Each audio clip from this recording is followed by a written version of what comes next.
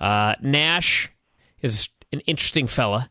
He did an interview with Grantland, and he said some inflammatory things, including claiming that he believed that when Eddie Guerrero and Chris Benoit won their championships at WrestleMania and hugged in the middle of the ring, that was the death of the business because these men were small.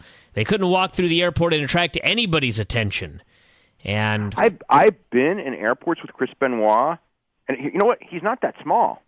No. I mean, he's not tall. But he's enormous.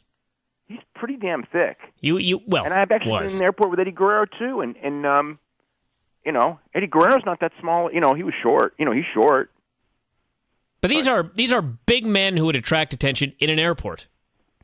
Not as much as Kevin Nash. Well, I mean, of course not. But you know, that whole attention, and I mean, there's all these sayings, and they're all a bunch of shit. Okay, because here's the deal. You know how you can tell if somebody is going to draw money, or if they did draw money, is if they did draw money.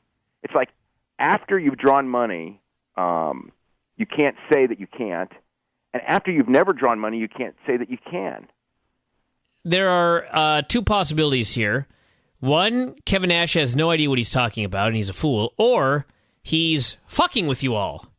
He claims the latter. You know, I think it's pretty obvious that that he has no idea what he's talking about. But when he woke up the next morning and realized how it played, he was just like, "Oh, I'm just fucking with you."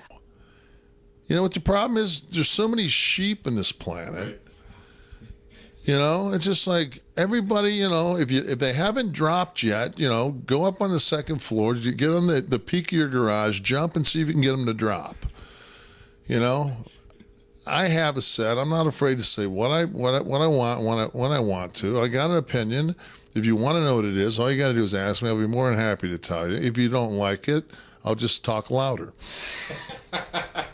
But I stick by what I said. I think that the business lost something. I think, to me, honest to God, I think it's actually a little bit of both. Because when you read the interview, it was like there was stuff in there that clearly he believed what he was saying and he was an idiot. But there was also stuff in there where, I mean, honest to God, Kevin Nash, you really believe that the wrestling business died when Eddie Guerrero and Chris Benoit won their titles at WrestleMania? That's like preposterous. You know, like my wife one day was standing on a chair, and she turned around and realized she was eye to eye with me.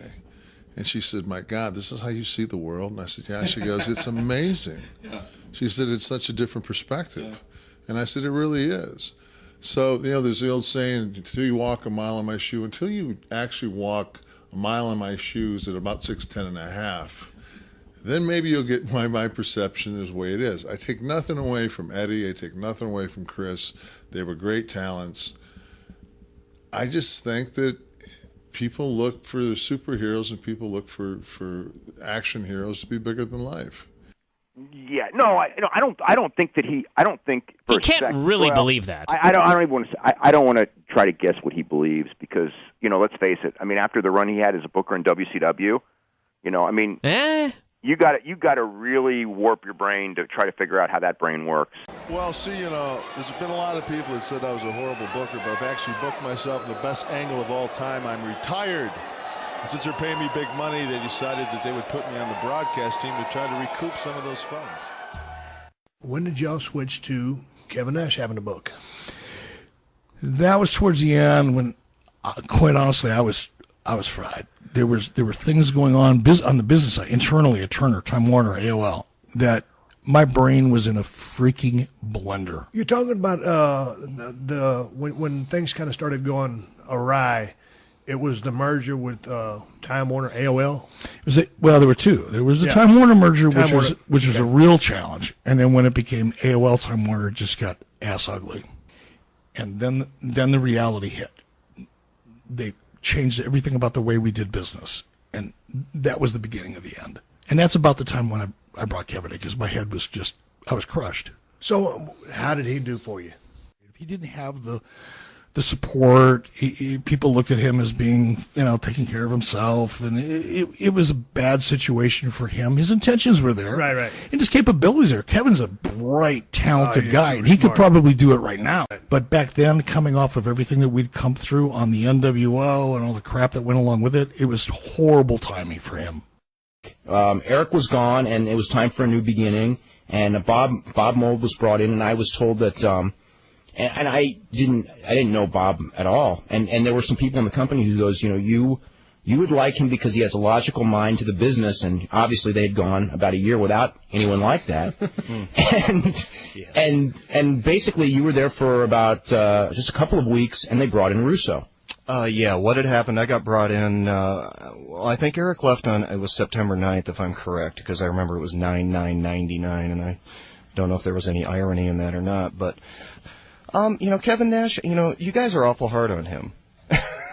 Everybody's real hard on him. I mean, maybe he's done some stuff that people don't agree with, but he's got a pretty contemporary mind as far as pop culture, and I don't think he ever really got to exploit that. I don't think there was an environment there for him to do the things he wanted to do with character development. I mean, there was battle, there was struggles going on between the production side and the talent creative side. So I mean, those were things that we had to address as well. Now Nash is given like an assistant or co-booker role to you to be a liaison. How does that work? What's that? No, he was Kevin and I. Kevin actually was the booker, and him and I worked together. And Kevin has a great wrestling mind, and we worked very well together. I enjoyed my time with Kevin. But the thing is that so yeah, I wouldn't want to guess what he thinks. I mean, what we're gonna debate like them putting the championship on Chris Benoit or Eddie Guerrero was either any kind of a positive or a negative. I mean Benoit was neither a positive or a negative, and Eddie was. It was just a guy who they put the championship on. But yeah, I mean, I the thing on this one is like you could say whatever you want about Chris Benoit because you can't politically defend the guy, and the guy isn't going to have people who are going to rush to his defense. So you can say something stupid about him, and no one's going to challenge you on it. Come on, I got you. Yeah, one. But when it comes to Eddie, that's kind of classless, I think. Especially when I read the thing that Chavo Senior wrote, and I was thinking I'm sure he was furious, and it's like, you know what? It's like my little brother who was talented as shit, right? If my little brother who's talented as shit, who's dead, and this guy tried to act like because he was a main eventer and they made him a champion, it was like the death of the wrestling business. And Chavo's a hothead anyway, right? Mm-hmm. I mean, so it's like, I felt bad for him. I mean, it's his family. And I can see with Jericho with the same thing. It's like, it's kind of a classless thing to say. But I know he didn't mean it. He was only trolling. And those guys, and rest souls on top of it. They're no longer with us, and it's like people take it as being insensitive. Well, somebody tells me a story about my father who's passed, and they said he was I never saw your dad without an 8-ounce, glass of whiskey in his hand and a girl on his knee and a cigarette in the other hand. Well, that's their perception of my dad. I don't take offense to it, and I don't say, hey, wait, you can't say that. He's deceased. Right. The one that was the funniest was the Vanilla Midgets thing. It's like, look, if the dude went on an interview on a wrestling TV show and said that and then worked a program with those guys, okay, it was just like, okay, yeah, that's business, right?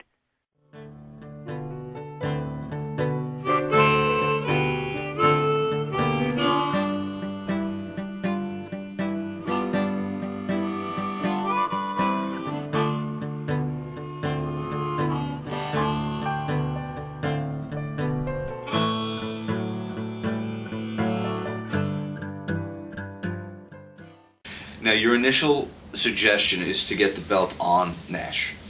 Yeah. You eventually have it go to Chris Benoit, who goes over Sid in the main event for the title. Now, conventional thinking would say, good political decision. There's heat. Going to give the guy the belt to show I'm here to play for the team. Is that the story? That's the story. Okay. Everybody came to me and said, you're making the wrong decision. I said, no, I'm not. Because first of all, I have heat with that group. I'm going to show them that I'm a team player, and this kid deserves to win the title. I also told him that after he won the title, Nash was going to take it off from later on down the line, but we're going to give him a run. You know, I made no thing that he was going to be champion forever, but it wasn't going to be a short run. But the guy that would beat him would have been Nash. Because at the stroke of midnight, your life becomes a living hell, and you know what? That belt belongs to NWO, and they're getting it back.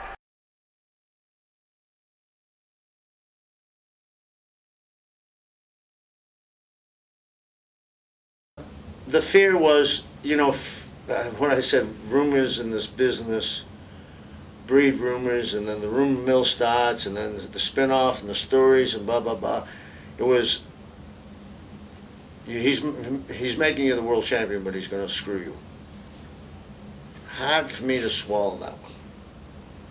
But he said that to his buddies when it came out, which actually was in the Observer many, many years ago. You know, he denied it for years and years. And I never said that, until so many people came forward and said, well, he really did. So now, 10 years later, since he can't deny it anymore, now it was like, oh, I was just, you know, whatever. And it's like, okay, whatever.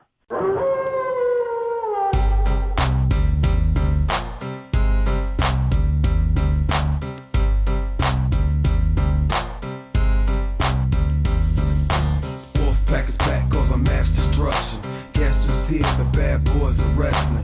Testing competition, win the war, that's their mission. Not no mercy, see the ring, start the street. If you don't know, you better find out the Wolfpack. You know, so, anyway, I've wasted enough breath on the guy. The one thing I do have to say, though, as far as that is, I read that article, and I felt really sorry for the reporter, you know, but, hey, you know, that's partially his fault, too. But I have met some frickin' brilliant people in my life. I mean, brilliant. And the number of them who had to tell me they were brilliant is, what number do you figure? Brian, you've met smart people in your life. Usually they don't tout this fact. What? They usually don't tout this fact. But how many really, really smart people that you know have told you either, number one, what their IQ is, or told you how smart they were? Usually the dumbest people tell me that. Yeah, I mean, that's, well, I wouldn't go so, I wouldn't say that necessarily, but the smartest people never do.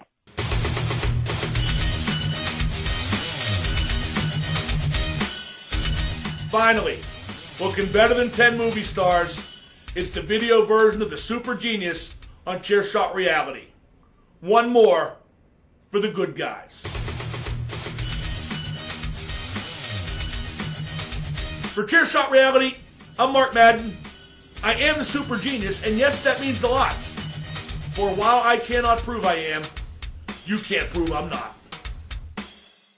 And when I read that, it was almost like, wait a minute, you know, he's saying his, you know, this, and it's like, I don't, you know, freaking brilliant, but not one of them will ever say that, because if you are, you don't have to say that, because everyone's going to know. I mean, that's like again, you know, give away that kind of insecurity. Kevin Nash. Pretty smart. What was your opinions of the original idea of the Wolfpack? The original idea of the Wolfpack was phenomenal. It was just like the NWO. It made the NWO, actually. You know what I mean? Kevin Nash has got a brilliant mind on him. You know, that was Kevin Nash all the way. You know, Kevin Nash and Scott Hall and Six Pac, great guys. You know what I mean? And their psychology in the business is phenomenal. Kind of like a Jake the Snake type of psychology, only completely different. Memories of your feud with Kevin Nash? Great memories of my feud with Kevin Nash, because he's hysterical. He's a good friend of mine, and he's hysterical. He's got a head for this business. He's got a tremendous mind in this for wrestling, and a personality to match. You know, so he was somebody that really caught on to the wrestling business. You know, and You know, he knew how to get himself over and knew how to keep himself over, and it was a cool thing because when I worked with him, it wasn't just a one-sided deal. You know, he was, concerned about entertaining the people like I was, so we got along good. Let me ask you this, though. I mean, do you think Kevin Nash and those that do exactly what you're talking about, the Hulk Hogan's, now I would probably say that I know in Hulk Hogan's case, but in Kevin Nash's case and some of these others, I mean, it's a cutthroat business. Do you think these guys are doing it intentionally? Do you think Kevin Nash does that exact thing that you're talking about intentionally, or is it just kind of the way that he is, and he doesn't even realize he's doing it? What part intentionally? I mean, the smooth talking just to get his ulterior motive over on them. Oh, he knows exactly what he's doing. I traveled with him in a car for 2 years. He knows he's way smarter than anybody on that booking committee. Kevin Nash. Kevin Nash, to me, very underrated mind for the business. Yeah, great mind for the business. Awesome mind for the business. You know, what are you going to do? But, I mean, it's whatever. It's fine. Whatever.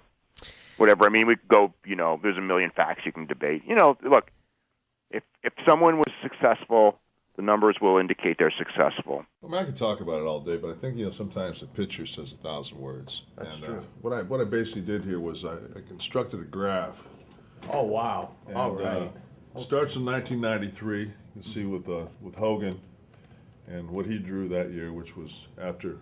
This is all profits, of course. Profits to the WWF at that time was $20 million. Bret Hart took over, $17 million. Nash, as the Diesel character, well over $100 million. That's without my merchandise. Yeah, huge spike in profits. Huge spike. Right there. Huge spike.